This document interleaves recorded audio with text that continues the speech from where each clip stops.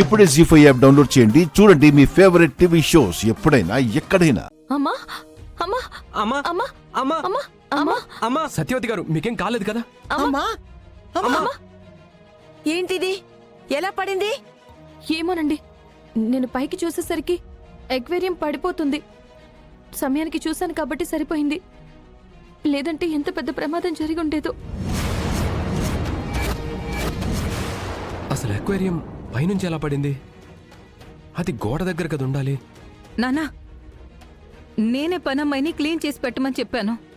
పొరపాటున అక్కడ కాని పెట్టిందేమో. అమ్మా అమ్మా అమ్మా ఏమైందమ్మా? అమ్మా అమ్మా ఏటిది? ఏటి జరిగినది? పైనుండి అక్వేరియం పడిందండి. సమయానికి మైథిలి కాపాడింది కాబట్టి సరిపోయింది, లేదంటే సత్యవతి గారి తల పగిలిపోయిండేది. అయ్యో పాపోయ్! అమ్మో అమ్మో అమ్మో, ఎంత ప్రమాదం తప్పింది! అసలు పైనుంచి పడిందా, లేకపోతే నా కూతుర్ని చంపడానికి ఏదైనా హత్యా ప్రయత్నం చేశారా?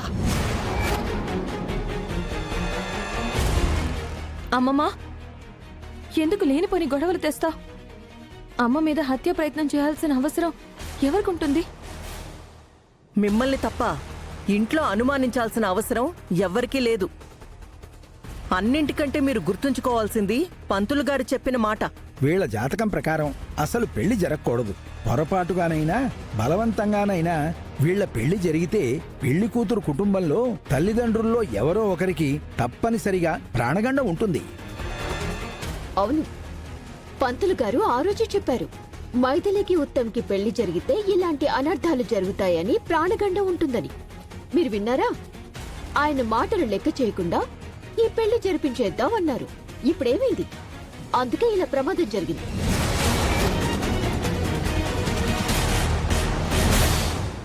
త్రిషా, నువ్వు అనవసరంగా వాళ్ళని భయపెట్టకు. ఇది జాతక దోషం వల్ల ఏం జరగలేదు, ఏదో అనుకోకుండా జరిగింది. కాదు, నిజమే.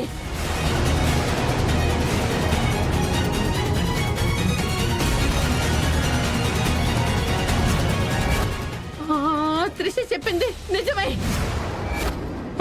గురువు గారు చెప్పింది అక్షరాల నిజమని నాకిప్పుడే అర్థమైంది. మైథిలి, నేను ఈ పెళ్లి ఒప్పుకోను.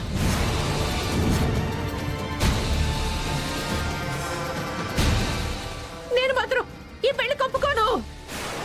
అమ్మా, ఇది జరగకూడదు, ఈ పెళ్లి జరగకూడదు. జరిగిందంటే మన ఇంట్లో నేను కాని మీ నాన్న కాని చేస్తావు. ఈ పెళ్లి ఒప్పుకోను. అవును, పంతులు గారు చెప్పినట్టు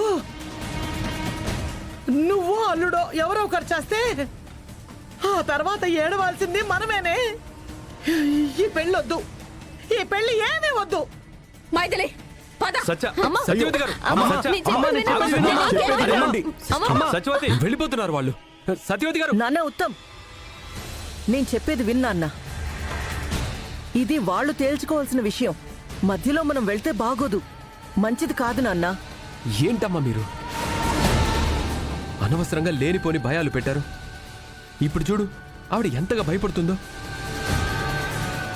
ఆవిడ బాలకం చూస్తుంటే ఈ పెళ్లిని క్యాన్సిల్ చేసేలా ఉంది. జీ5 యాప్ డౌన్లోడ్ చేసి అన్ని ఎపిసోడ్స్ పూర్తి ఉచితంగా చూడండి.